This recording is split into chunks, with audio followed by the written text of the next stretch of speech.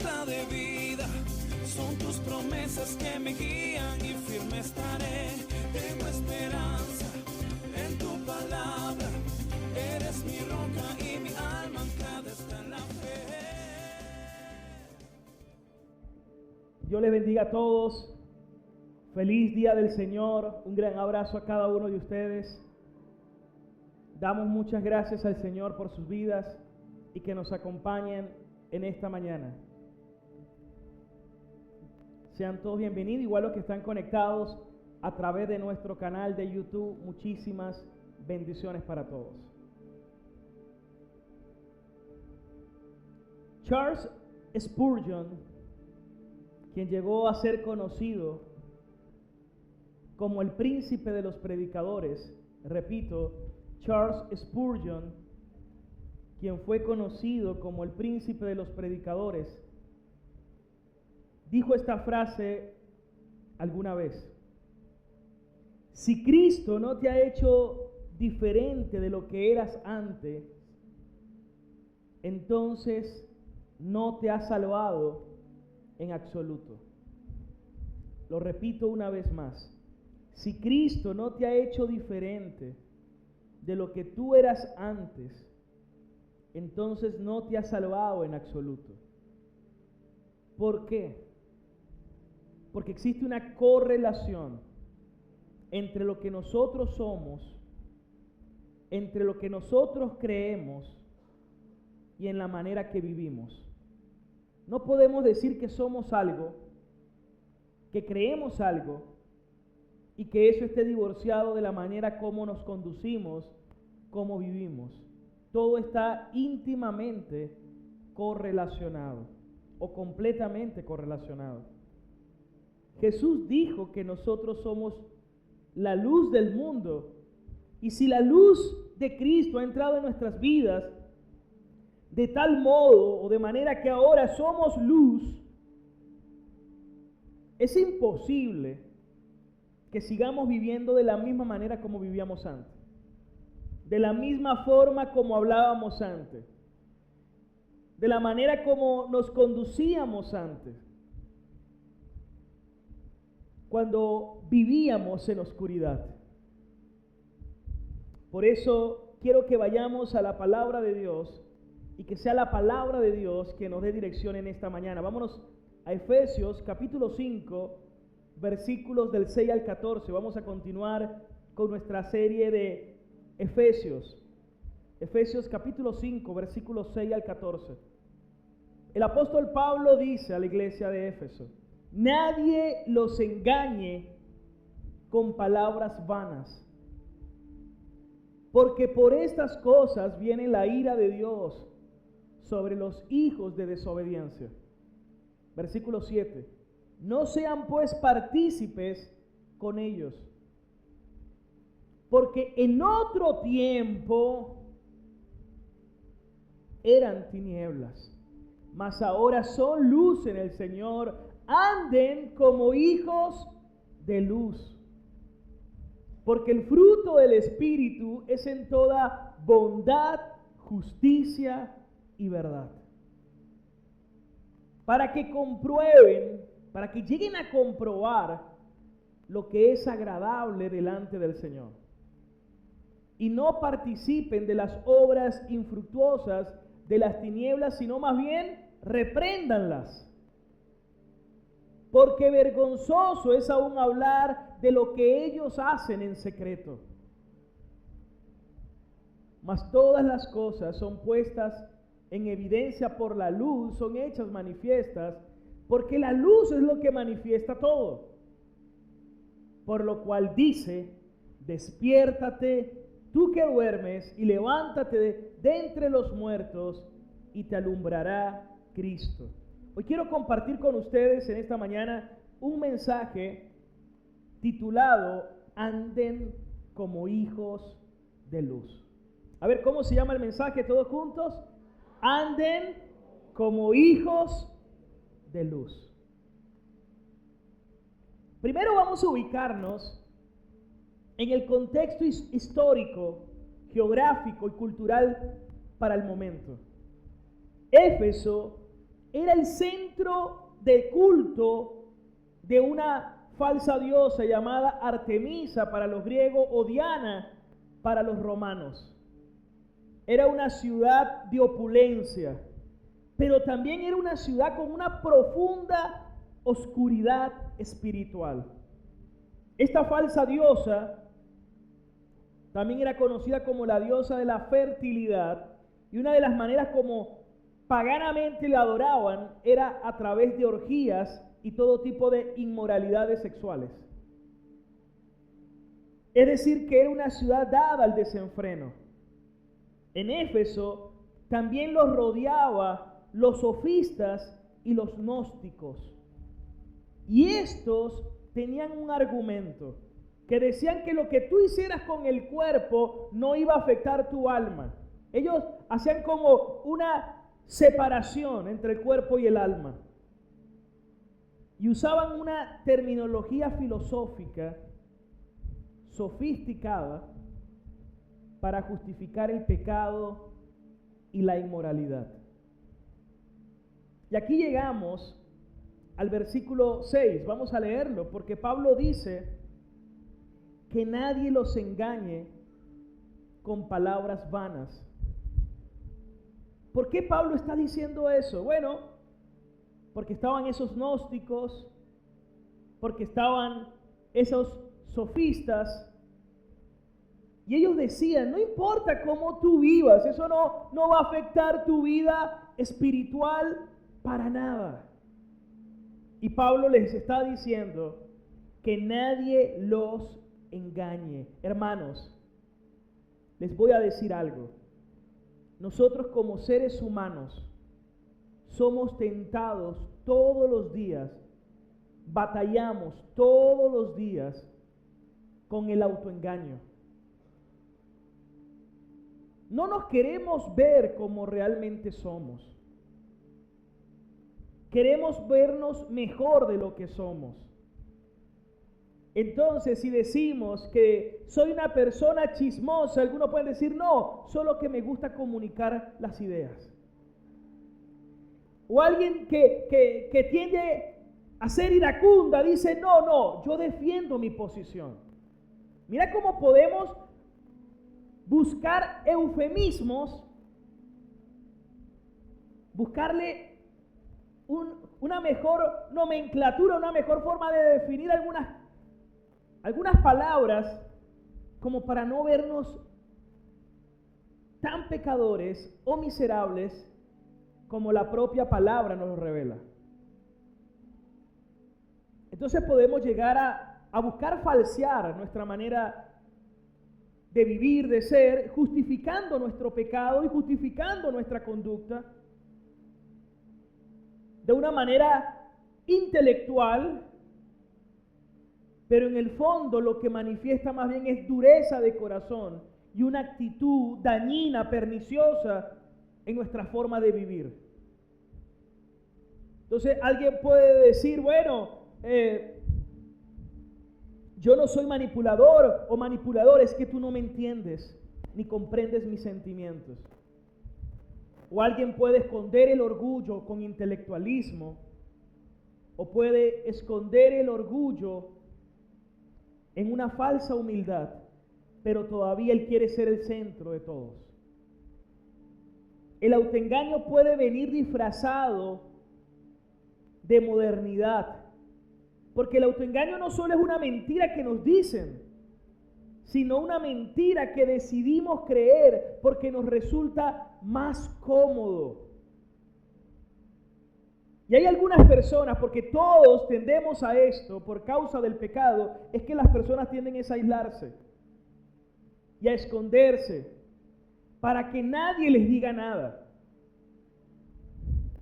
Muchas veces en la historia del cristianismo, algunos cometieron ese grave error, creyendo que viviendo una vida asceta, o como los anacoretas o los monjes tibetanos que se iban al ostracismo, yo vivo aislado del mundo, puedo ser más espiritual. Pero el problema no está afuera.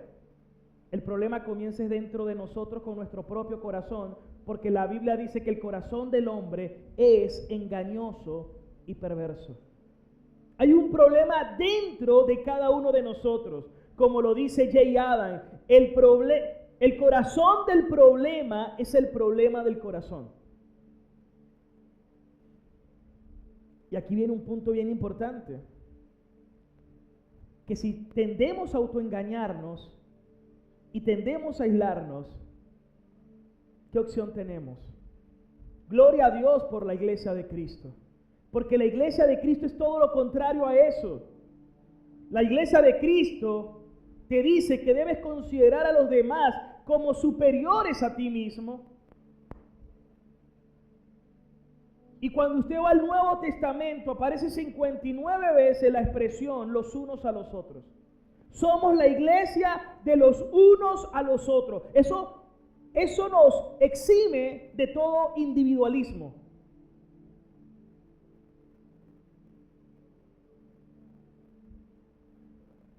Es decir,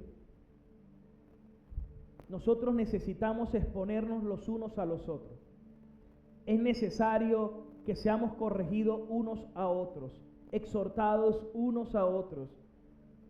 Por eso la vida de iglesia tiene que ser más que simplemente participar de una alabanza corporativa, de escuchar la palabra, sino una firme intencionalidad de ser parte de la comunidad.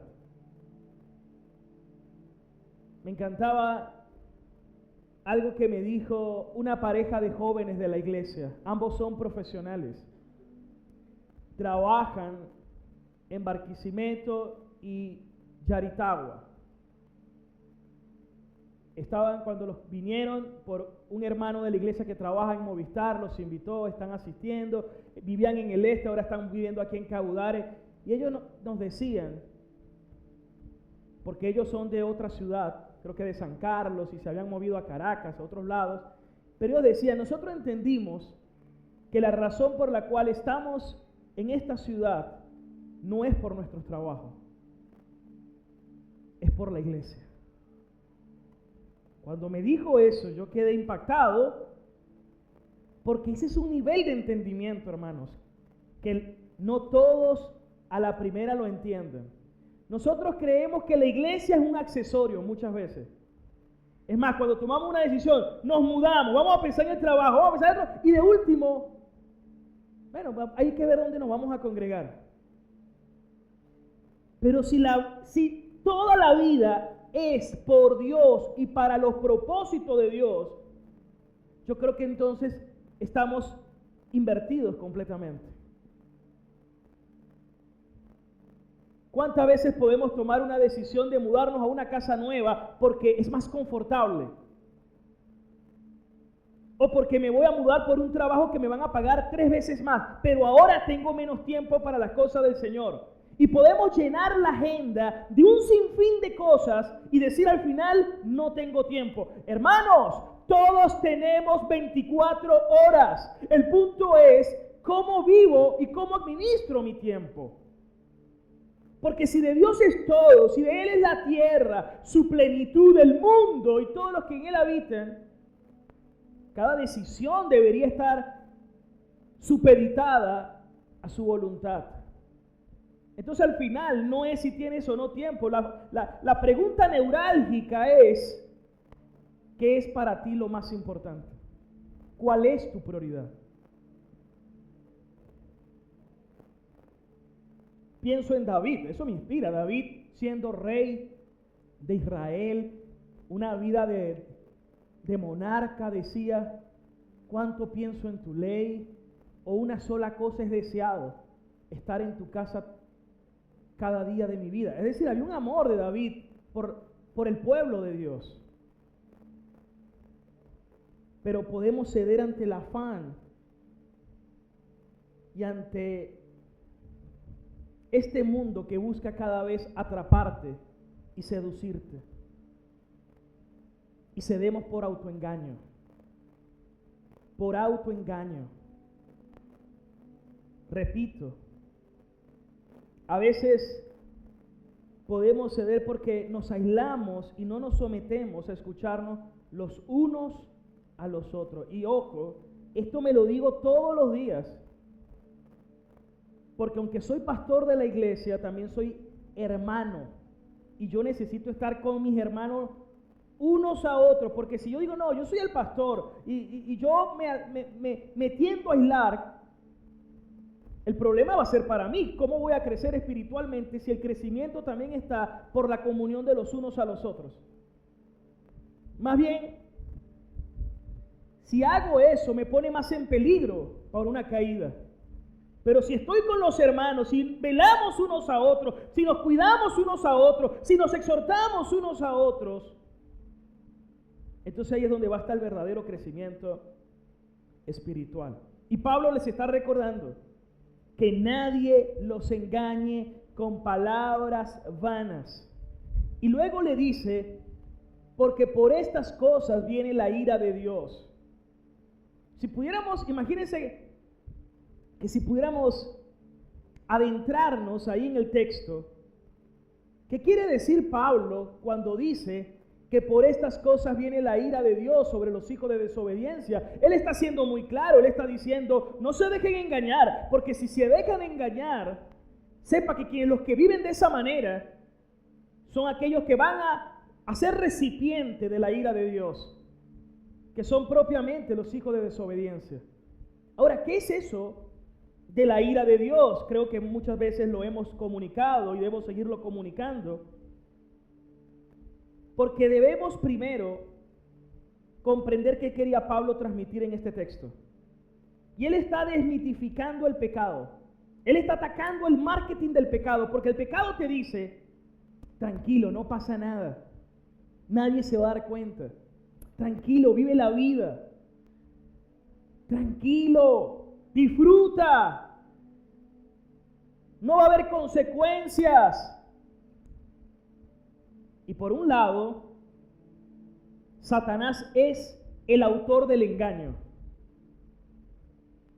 ¿Cómo fue que engañó a Eva? No, no vas a morir, Eva, de ninguna manera. No le creas tanto a Dios, no seas tan fanática. Pero también el mundo busca enceguecernos, hermanos. Busca cegarnos. Pero también nuestra carne le gusta autoengañarse. A la carne le gusta autoengañarse. Dígame, con este movimiento apostólico y profético, ¿cuán ha hecho daño, hermanos? Ahora todo el mundo anda por ahí. Dios me dijo, Dios te dice. Y se cuela un subjetivismo donde la gente, es más, muchas veces, no, como Dios me dijo, usted no me puede decir nada, ya Dios me lo dijo, bueno. Entonces no va a admitir el consejo de los unos a los otros. Hermano, nosotros tenemos la palabra de Dios, la cual es objetiva.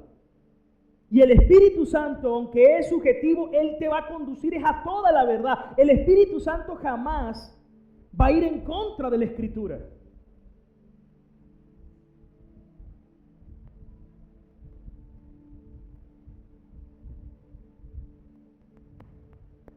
Es más, Primera de Juan,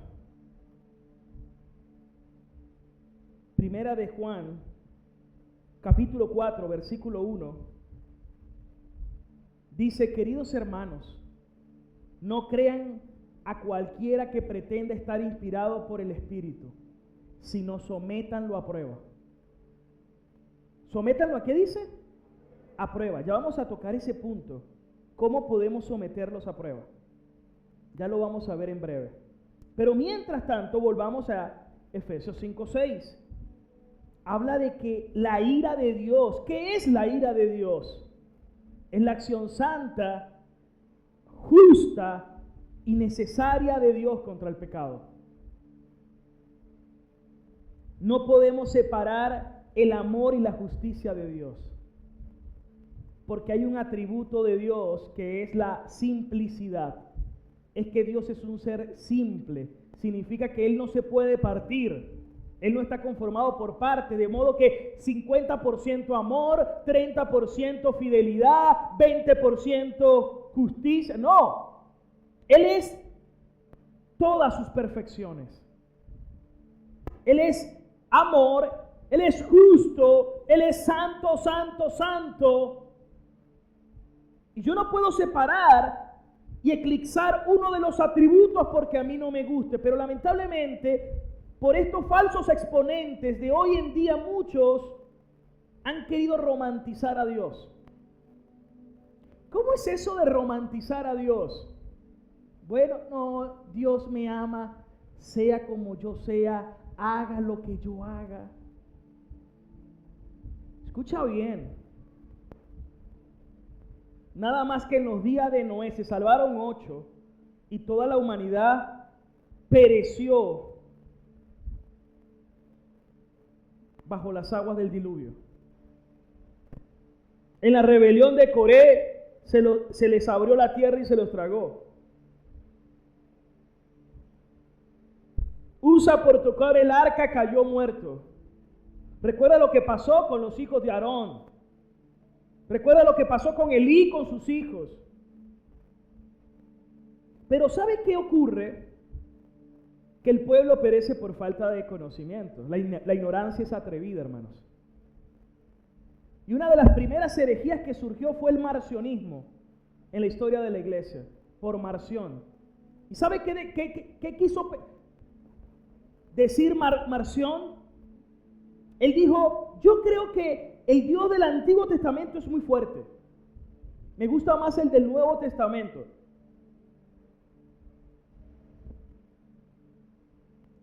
Un ataque a la simplicidad de Dios. Es un solo Dios en 3 personas, el Padre, el Hijo y el Espíritu Santo.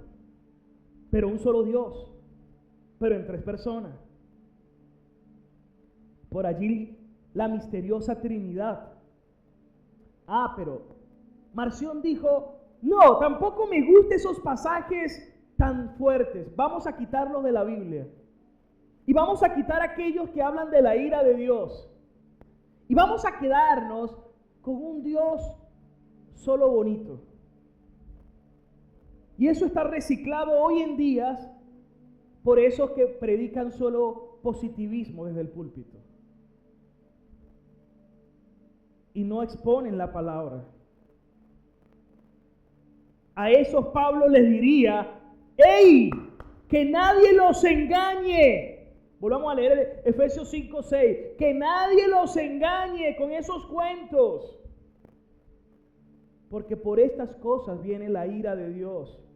Hermano, quien no conoce el Antiguo Testamento, no conoce al verdadero Dios. Es más, ¿sabe de qué nos vino a salvar Cristo? De la ira de Dios. ¿De qué nos salvó Cristo? De la ira de Dios. Pero para aquellos que están en Cristo, porque todos los que viven en este mundo, separados de Dios, alejados de Dios, ellos están sin Cristo y ellos se van a enfrentar a la ira de Dios que viene sobre los hijos de desobediencia.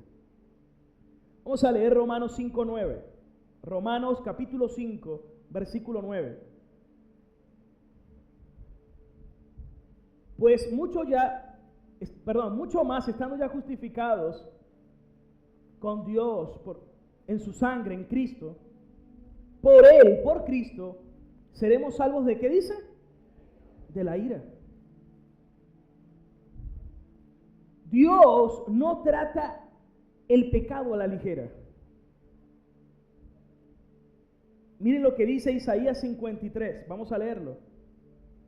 Isaías capítulo 53. ¿Cómo trata el Señor con el pecado? Versículo 3.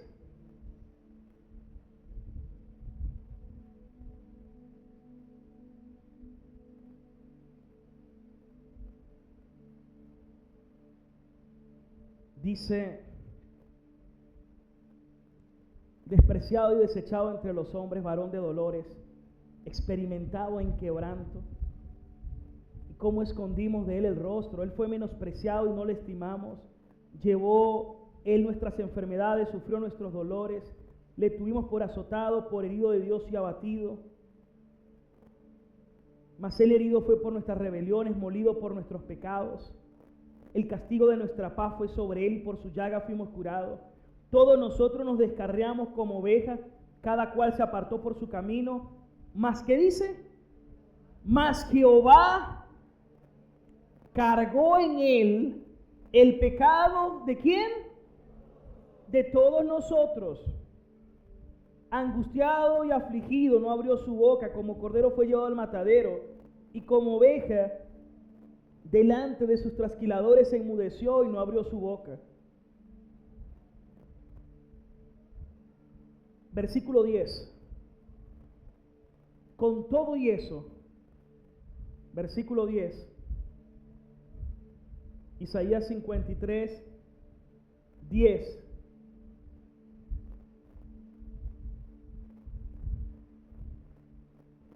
Lo leo mientras, ahí está. Con todo y eso, Jehová quiso ¿qué? Jehová quiso quebrantarlo, sujetándole a padecimiento. ¿Cómo trata Dios con el pecado? La ira de Dios sobre Cristo en la cruz. Dios hecho carne en la cruz. Por eso es que Cristo es verdadero Dios y verdadero hombre. Verdadero hombre, porque Dios no iba a castigar el pecado del hombre en otra criatura, sino en un hombre. Pero al mismo tiempo tenía que ser Dios para soportar la ira de Dios.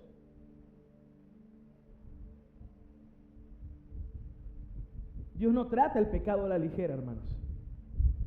Y por eso Pablo les está diciendo, no se dejen engañar con palabras vanas, porque por estas cosas viene la ira de Dios sobre los hijos de desobediencia. Vámonos a Efesios 2:3, es decir, la misma carta de Efesios, capítulo 2, versículo 3.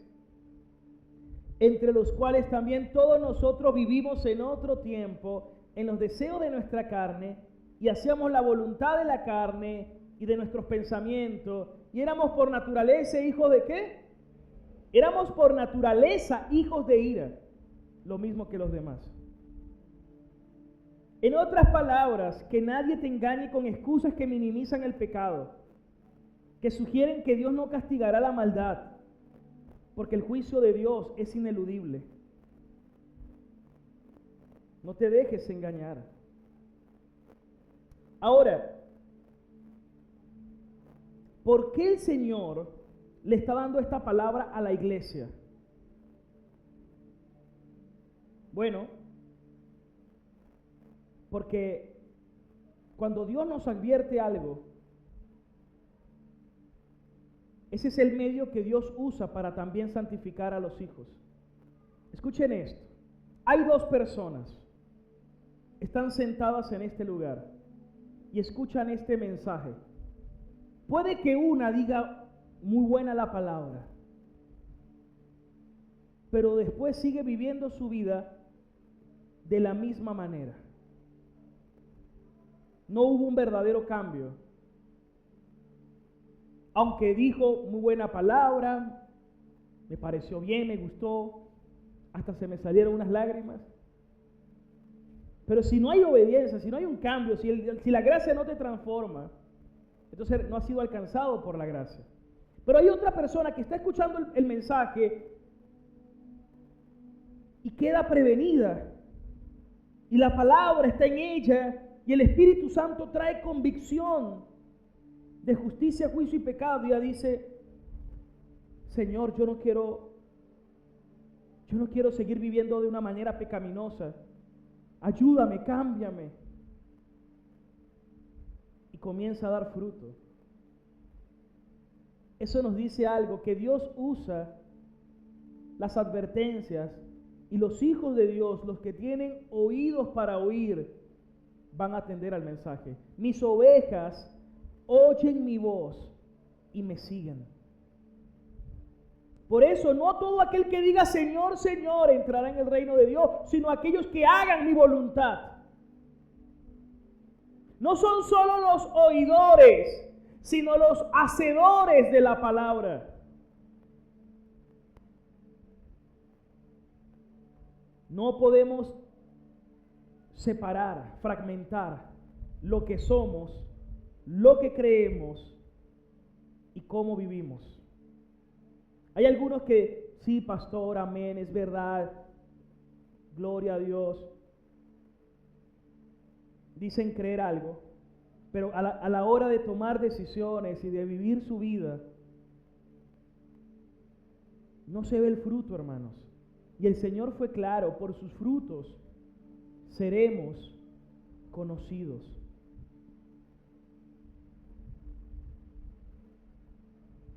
Y si soy salvo, porque si yo tengo fe y creo por la fe de que soy salvo por su gracia, que soy un elegido de Dios, eso no me puede hacer presuntuoso ni excusable en mi manera de vivir. No, sí, yo soy salvo por gracia, porque es por la fe. Me lo puedo saber aquí.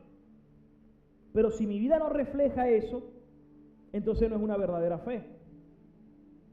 Miren que hay muchos que pueden tener pico de oro afuera. Hasta Satanás se puede saber la escritura.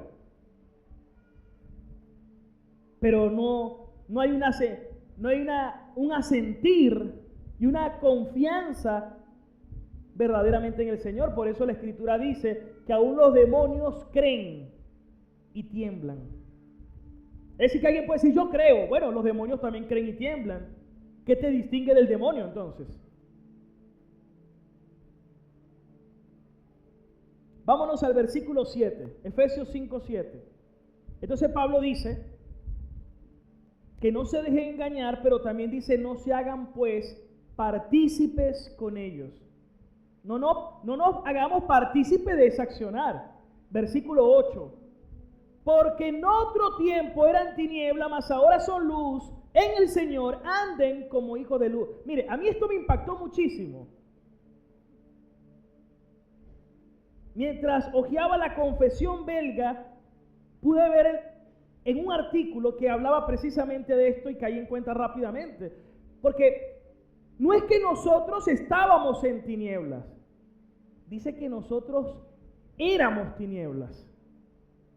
Escuchen bien, no es que estábamos en tinieblas, que creo que la mayoría de las personas, sí, nosotros cuando estábamos en tinieblas, ok, sí estábamos en tinieblas, pero es que no es solamente que estábamos en tinieblas, es que nosotros éramos tinieblas. ¿Cuántos sabían eso? Que ustedes eran tinieblas. Vamos a leerlo en la Nueva Versión Internacional. Porque ustedes antes eran oscuridad. Ustedes antes eran tinieblas. Pero ahora son luz. Vivan como hijos de la luz. ¿Qué está diciendo Pablo? Bueno, ustedes antes eran tinieblas, ahora son luz.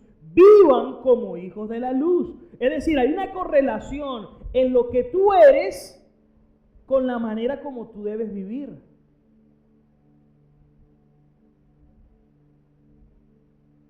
Y eso es una metamorfosis. Es una transformación. La palabra transformación en griego es metamorfosis. Así como el gusano se convierte en mariposa, y la oruga en mariposa, éramos tinieblas, ahora somos luz en Cristo. Y si somos luz, yo no sé cuántas veces a usted le ha pasado que usted tiene una matica y la matica un día usted no se dio cuenta y se murió. Porque no había sido expuesta a la luz. Porque la luz produce vida y crecimiento. Si no hubiera la luz, no hubiera crecimiento y no hubiera vida. Donde no hay luz, no hay vida. ¿Qué está diciendo Pablo? Si ustedes son luz, andan en luz, y si andan en luz, el fruto que se tiene que reflejar en ustedes es el fruto de la luz. Versículo 9. El fruto de la luz consiste en toda bondad, justicia y verdad. ¿Cuál es el fruto de la luz? Bondad, justicia y verdad. La palabra bondad en griego es agathosone, que significa generosidad de corazón y las acciones beneficiosas hacia los demás. Tú te puedes hacer una pregunta a diario. ¿Esta acción que voy a hacer busca mi beneficio o estoy pensando en el beneficio de mi prójimo? Pero yo le voy a decir qué hace el Evangelio en nuestras vidas.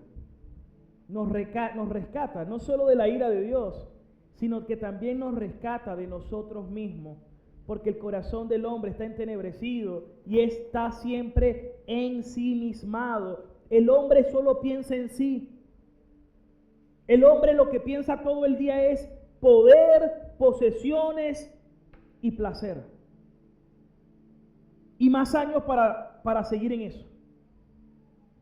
Poder, posesiones y placer y más años para seguir viviendo en esas 3P. Esa es la vida del ser humano.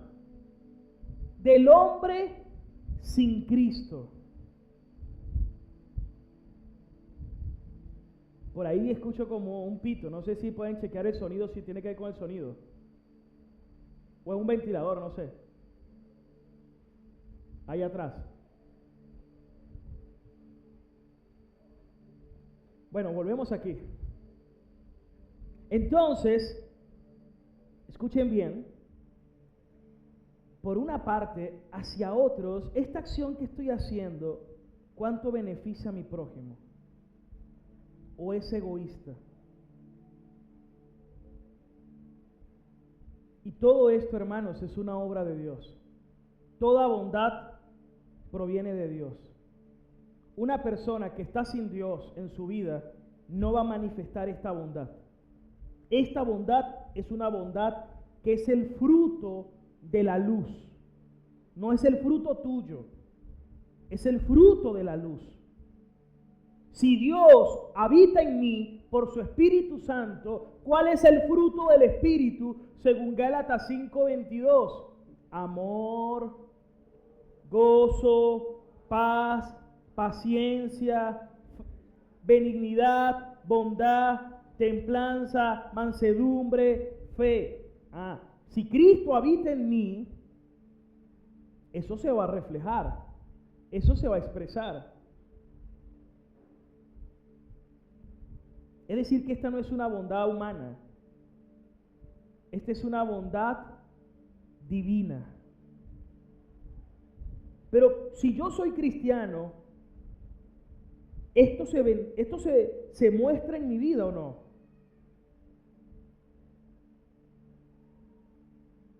Por otra parte, dice justicia, en griego es dikaiosune, se refiere a la rectitud moral y al cumplimiento de lo que es ordenado por Dios en su palabra.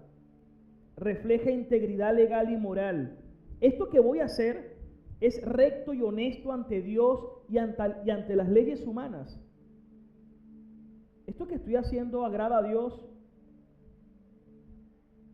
¿Estoy obedeciendo la ley de Dios y las leyes? Y en tercer lugar, verdad. Aletheia se refiere a la sinceridad y a la ausencia de hipocresía. Esto refleja una vida íntegra y honesta. ¿Estoy siendo congruente entre mi manera de vivir, de hablar y de ser? ¿O soy una doble persona? ¿Hay transparencia y sinceridad en lo que estoy haciendo o tengo alguna agenda oculta?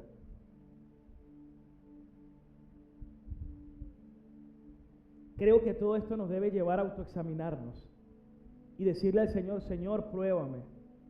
Porque el versículo 10 dice, Efesios 5:10, para que comprueben lo que agrada al Señor. ¿Y sabe cuál es la palabra en griego de comprobar aquí? La palabra en griego es la misma palabra, es decir, dokimazo, es un término de la metalurgia que se usaba para probar la pureza de los metales. Es decir, para que comprueben, es decir, para que el metalúrgico verifique que los metales tienen el verdadero grado de pureza que dicen tener. ¿Cuántos alguna vez llevaron una cadenita de oro para que se la probaran a ver? Y usted dice, no, con esta cadenita pago lo que debo. Y cuando la llevaron, el joyero le dijo, lo siento, pero eso no es oro.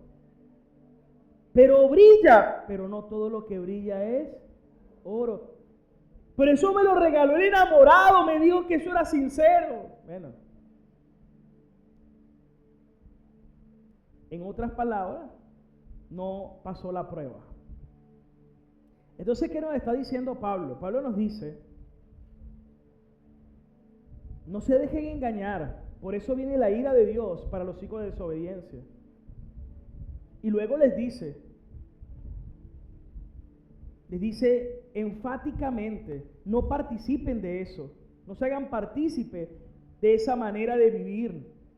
Sí, y luego les dice aparte, porque en otro tiempo ustedes eran tinieblas, mas ahora ustedes son luz, anden como hijos de luz, porque el fruto de luz es bondad, justicia y verdad.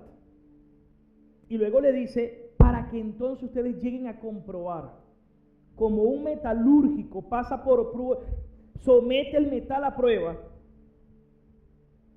Versículo 10, aquello que agrada al Señor. A mí me encanta esa expresión, que agrada al Señor, porque eso nos invita a que cuando yo vaya a hacer algo, lo que más me debe importar es, ¿esto agrada al Señor? ¿Esto es agradable a Dios o me agrada a mí? Y la Biblia dice que nuestras decisiones deben estar guiadas, direccionadas, es para que nosotros hagamos la voluntad de Dios. Y algo que yo les decía hace rato, es que por eso tenemos la palabra objetiva, que nos dice qué agrada a Dios y qué no agrada a Dios. No podemos ceder al autoengaño. Entonces, esos falsos exponentes que Dios te dice, que Dios me dijo, que tuve un sueño. Hermanos, vayamos a la Escritura, vayamos a la palabra. Toda la Escritura es inspirada por Dios, útil para enseñar, útil para redarguir, para corregir, para instruir en justicia.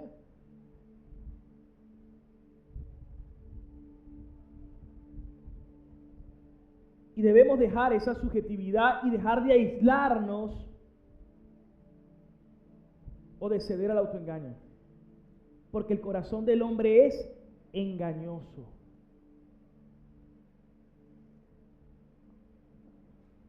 Y debemos someternos al consejo de Dios. Y debemos también buscar el consejo de la iglesia. Claro, aquí ya no llegan personas diciéndome Dios me dijo, ¿saben qué? Que no va a caminar eso, ¿no? Pero a veces dicen, pero pastor, he orado mucho.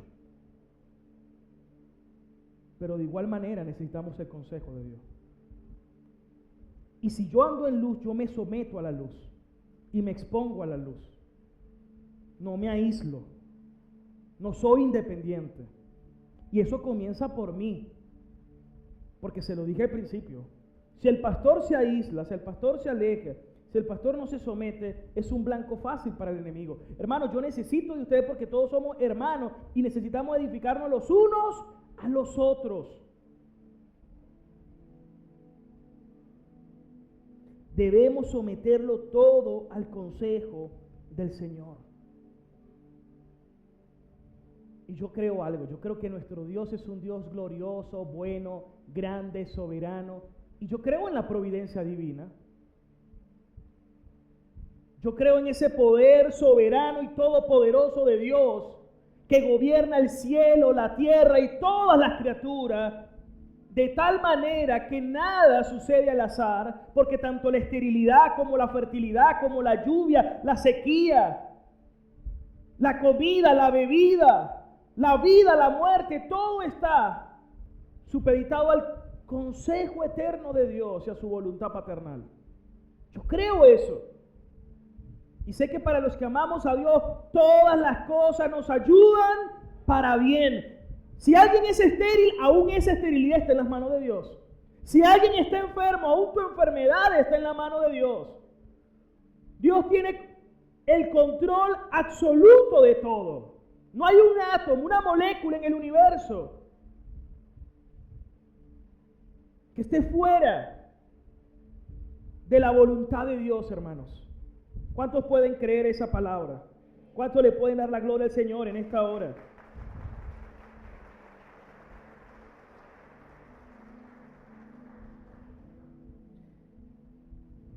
Me encanta la frase de Abraham Cooper, quien dijo: no hay un centímetro cuadrado en todo el dominio de nuestra existencia humana por el cual Cristo, que es soberano sobre todo, no grite: esto es mío.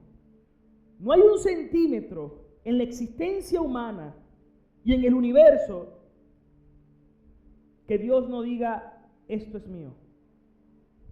Todo le pertenece a Dios, porque todo fue hecho por Él y para los propósitos de Él. Tu vida no es tu vida. Escucha bien, tu vida no es tu vida. Tu matrimonio no es tu matrimonio en primera instancia. Tu familia no es tu familia en primera instancia. Todo le pertenece a Dios.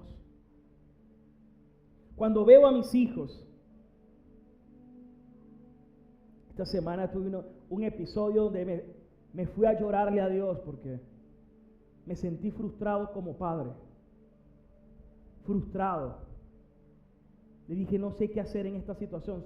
Siento que se me va de las manos. Porque en el fondo, aún sabiendo la teología, uno quiere seguir teniendo el control. Me lo sé aquí. La cosa es que cada día siga bajando. Y le lloré a Dios. Me había sentido mal. Incluso discipliné a mi hijo de una manera excedida. Era necesaria, pero no debe haberme excedido. Pero me sentí mal, le lloré a Dios. Después hablé con él, le pedí perdón también. Pero le dije lo que sí tenía que corregir y que tenía que arrepentirse él también. Pero algo que debo recordar y que se lo decía al Señor en oración era: yo solo soy un embajador, tú eres el padre de ellos. Yo no soy el padre de ellos, yo soy el embajador, el representante de Dios como padre para ellos. Tus hijos no son tuyos. ¿Algunos qué? Tus hijos son primeramente ¿de quién? De Dios. Tu matrimonio, antes de ser tu matrimonio, es de Dios. Tu familia, antes de ser tuya, es de Dios. No hay nada que yo pueda decir que me pertenece a mí, porque yo lo que soy es un mayordomo. ¿Qué es lo que soy yo? ¿Un qué? Mayordomo. Un mayordomo. Y en la iglesia como pastor, soy un hermano con ustedes que también ejerzo mayordomía. Porque la iglesia no es del pastor, es de Cristo. No son de los pastores, es de Cristo. Claro, de donde yo venía, nos decían totalmente diferente. Es del pastor. Miren lo que hace una mala teología de daño. Cuando alguien cambia la prédica y predica lo que quiere, se creyó el dueño. La iglesia no nos pertenece a nosotros, la iglesia es de Cristo. Todo es de Cristo, todo es de Él y para Él. Y por eso le vamos a dar cuenta a Dios por todo.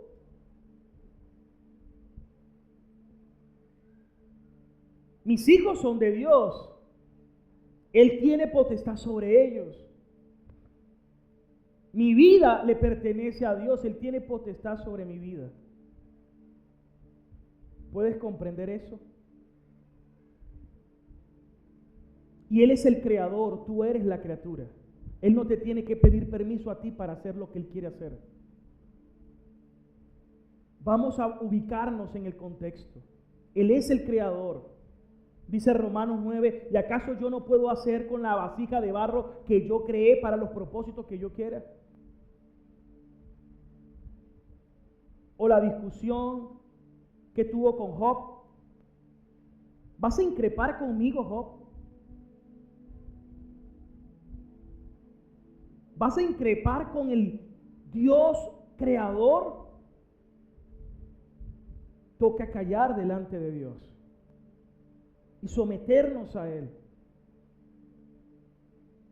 Y entender que le vamos a dar cuenta por todo, por cómo tú administras tu tiempo. No, es que yo no tengo tiempo. Hermanos, vamos a dar cuenta a Dios por todo, porque incluso nuestros días están en las manos de Dios.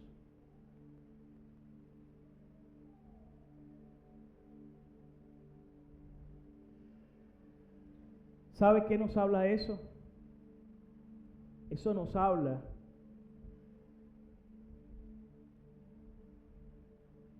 que debemos entender que estamos hablando con ese Dios que, aunque es inmanente, también es trascendente, infinito, eterno. Y por eso debemos aprender a someternos a Él y a su voluntad. ¿Cómo es que dice el Padre nuestro? No se haga mi voluntad, sino la tuya. Pero seguramente no es fácil comprender eso, porque a nuestra carne no le gusta escuchar eso. A mi carne le cuesta comprender eso. Y todos los días tengo que ir a Dios en arrepentimiento y decirle: Señor, sígueme transformando. Quiero ser cada día más como tú. ¿Cuántos también quieren eso mismo? ¿Cuántos reconocen que necesitan cada día arrepentirse y volverse a Jesucristo? ¿Cuántos reconocen que necesitan la gracia de Dios todos los días de su vida? Por eso el Evangelio no es el ABC de la vida cristiana, es de la A a la Z. Necesitamos el Evangelio todos los días de nuestra vida. Y a Él sea toda la gloria, hermanos.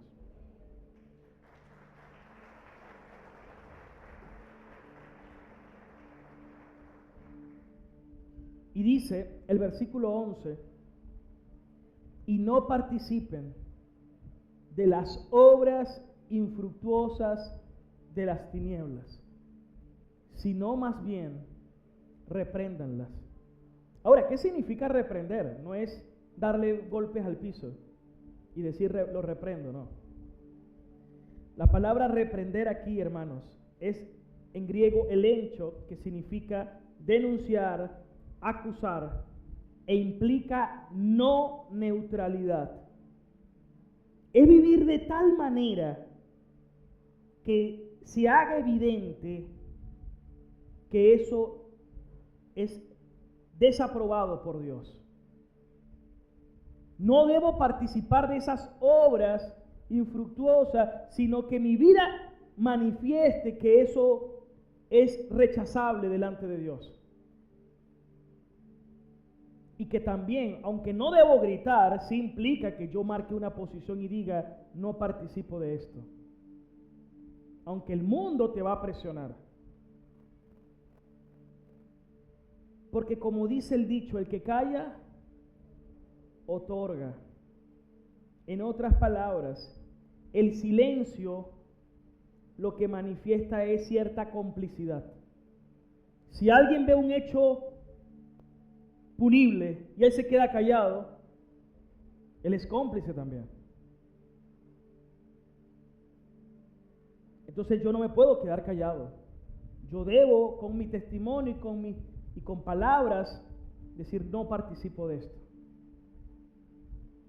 Y es más, Pablo las llama, escuchen bien, ustedes eran tinieblas, ahora son luz, vivan en la luz y den fruto de la luz, que es bondad, justicia y verdad. Y eso fruto de luz es todo lo contrario a obras infructuosas. Mientras que el fruto, la luz da fruto, estas obras son infructuosas, son estériles, no dan fruto. Eso es lo que está diciendo Pablo. Más bien, rechacen eso, denuncien eso. Marquen una posición. He tenido que reunirme con mi familia, con mis hijos cada vez, con el tema de lo que se ve por las plataformas y streaming, por tanto tiempo en un aparato. Todo eso tiene que ser regulado, tiene que ser vigilado y explicarle qué agrada a Dios, qué no agrada a Dios, porque eso te lo buscan promover por todas las formas. Y hoy en día, hermanos, lamentablemente hay poco conocimiento de la palabra. Según la Escritura, a ver, ¿cuántos somos cristianos aquí que tienen su fe en Cristo Jesús? Bueno, la Biblia dice que usted tiene que enseñar la palabra de Dios en su hogar, mañana y noche. Aunque eso es sumerismo, eso es que la palabra de Dios esté siempre en tu hogar. Pero la gente todavía, aún siendo cristiano y aún habiendo escuchado este mensaje muchas veces, algunos creen que los hijos van a aprender solos. O algunos creen que, bueno, yo los llevo a la iglesia, que algo aprendan allá. Ok, nosotros les podamos dar unas enseñanzas, ciertos discipulados,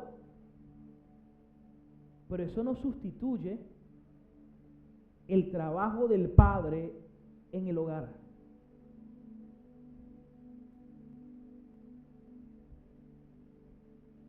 Pero ¿cuál es el hombre posmoderno?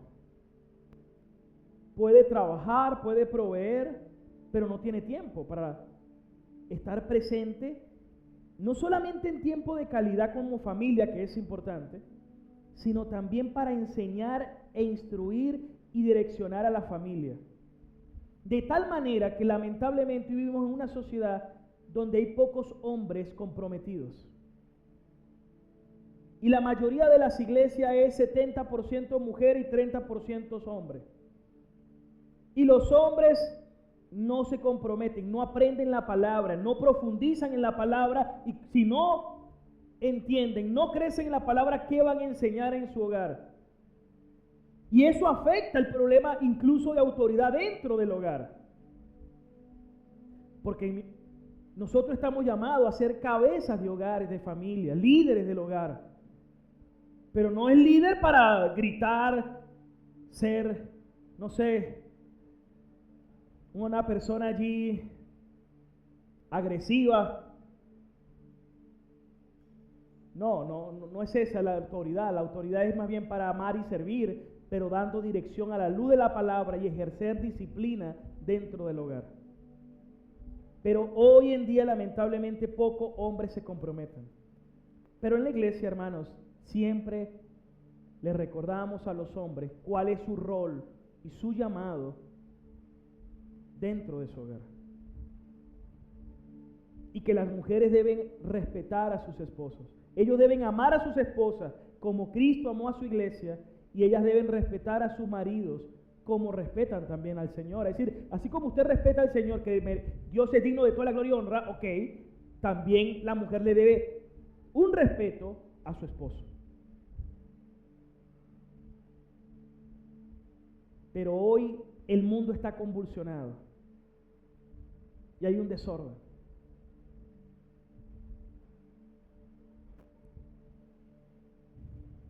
Necesitamos que el Señor nos ayude y necesitamos tomar seriedad y responsabilidad. Necesitamos asumir nuestro rol. No podemos claudicar. No podemos, hermanos. Necesitamos comprender esto, que tu hogar debe ser un lugar de luz también, donde se enseña la palabra, donde se predica a Cristo, donde se ora los unos por los otros.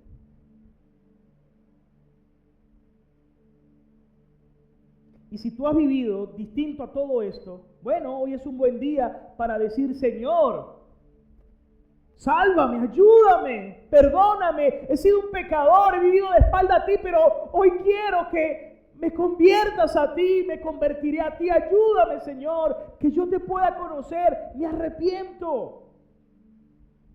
Hay un llamado general bien intencionado de Dios para que creamos en Él y nos arrepintamos. Y Él es el Dios que nos da vida, hermanos. Hay una invitación para que vengas y creas y te arrepientas. Y dice, y esto implica una posición, repréndenla. Si usted ve que hay algo dañino en tu hogar, repréndelo. ¿Cómo? Con decisiones que glorifiquen a Dios.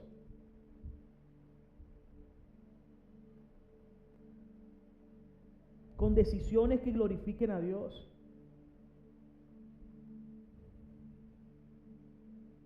Y enseñándole con el ejemplo al hijo, a la familia, porque ellos nos están viendo. Hoy en día la psicología promueve la crianza respetuosa. No sé cuántos han escuchado esos términos. Al punto que ven a los hijos como sus amigos. Padre es padre. Y muchos de sus principios son completamente alejados de lo que es una crianza bíblica. Pero incluso en la crianza bíblica se reconoce el pecado y nos arrepentimos y llamamos las cosas como son. ¿Qué clase de vida tú quieres vivir? ¿Una vida alienada y alejada de Dios? Bueno, si alguien quiere vivir así, vívala así entonces. Apocalipsis dice: quien quiera pecar, que peque. Pero quien se santifica, santifíquese. Yo reconozco que yo necesito vivir alineado, no es alienado, aquí sí es alineado. Debo vivir en conformidad con Cristo, con Dios. Es a Él a quien debo temer. El principio de la sabiduría es el temor de Jehová.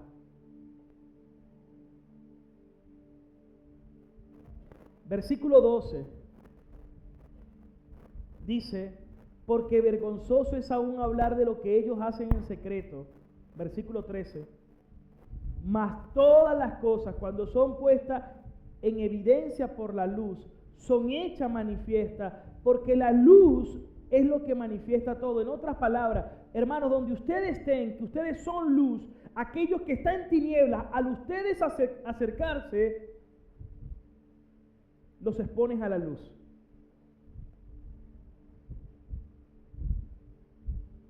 Y esta es la condenación, dice el Evangelio de Juan. Esta es la condenación, que la luz vino al mundo, pero los hombres prefirieron vivir en tinieblas. Esa es la condenación, que vino la luz, pero el ser humano quiso seguir viviendo en tinieblas. Hay una invitación hoy para que vengas a Cristo. Hay una invitación hoy para que te vuelvas al Señor. Y cuando te acercas a Dios, lo que es tinieblas se vuelve luz. Y ojo, todos, hermanos, aquí, todos los que estamos aquí estamos por la gracia y misericordia de Dios. Yo soy tan menesteroso de gracia, al igual que todos, hermanos. Todos los días voy a Dios y le digo: necesito de ti, Señor.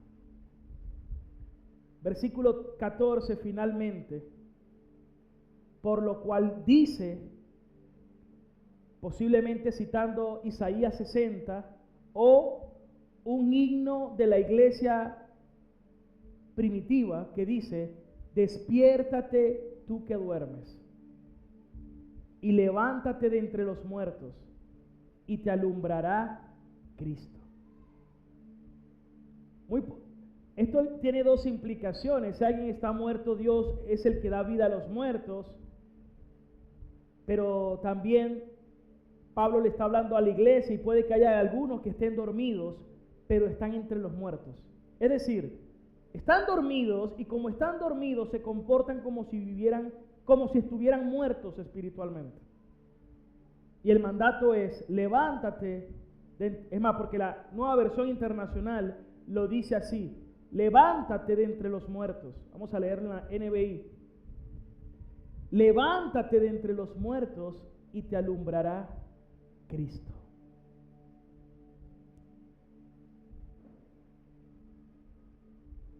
Hay un dicho que siempre hemos escuchado: camarón que se duerme, se lo lleva a la corriente. Pero ¿sabe qué hacen los salmones para ovar, para poner sus huevos? Ellos nadan en contra de la corriente. Entonces, hermanos, por la gracia de Dios estamos llamados a ir en la dirección contraria a la corriente de este mundo, pero damos la gloria a Dios que no estamos solos. Él prometió que estará con nosotros todos los días hasta el fin del mundo. Por eso, anden como hijos de luz. Vamos a estar de pie.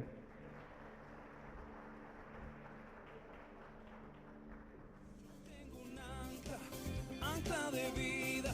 Son tus promesas que me guían y firme estaré. Tengo esperanza en tu palabra.